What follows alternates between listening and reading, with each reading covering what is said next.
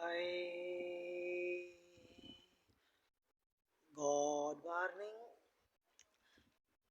जैसा कि आपको मालूम है कि मैं सिनफी मुसावात पर बात किया करता हूँ, और आज मैं थोड़ी सी बात ये करूँगा कि हम फ़ातिमी मज़हब के फॉलोअर हैं। तो फ़ातिमी जितने भी मलेशिया में और रशिया में जितने फ़ातिमी हैं, वो अब ज़ाहिर है कि उनको जो सवाल किया जाता है कि जी आइए जी नमाज़ पढ़िए, तो वो जवाब में कह देते हैं कि जी मैं अपने घर जाकर नमाज़ पढ़ूँगा।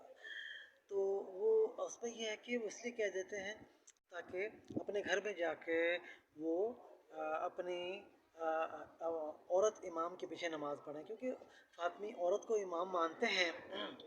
वो औरत इमाम के पीछे नमाज़ पढ़ते हैं। कपल प्रेयर सिस्टम में एक मर्द खड़ा होता है, साथ एक औरत खड़ी होती है और औरत इमामत करती है। इसको बोलते हैं कपल प्रेयर सिस्टम, जिसे को प्रेयर सिस्टम भी कह सकते हैं। तो उसमें यह है कि औरत इमाम के पीछे नमाज़ पढ़ते हैं।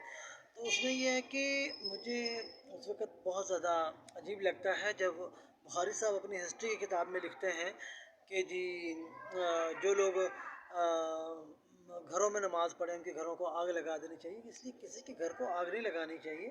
तो उसमें ऐसा कोई ये सब झूठ है, ऐसा नहीं है।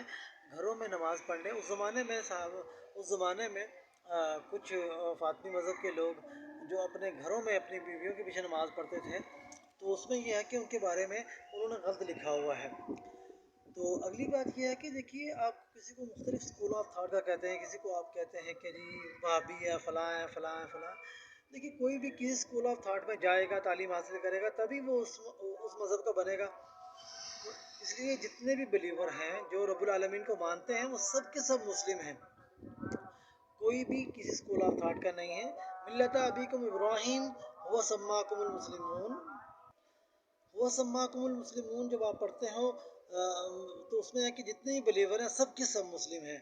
तो इसलिए आप मज़हब या किसी भी स्कूल ऑफ थाट का तब कह सकते हैं जब कोई शख्स उस स्कूल में गया हो, यानी कि कोई वहाबी स्कूल में गया हो तो वो वहाबी स्कूल ऑफ थाट बनता है। किसी के अपने आप को वहाबी कह देने से वहाबी नहीं बनता, या अपने आप को।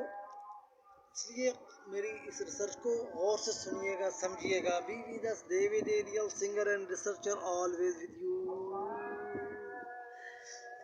रब्बी अल अकबर या अली अल अकबर।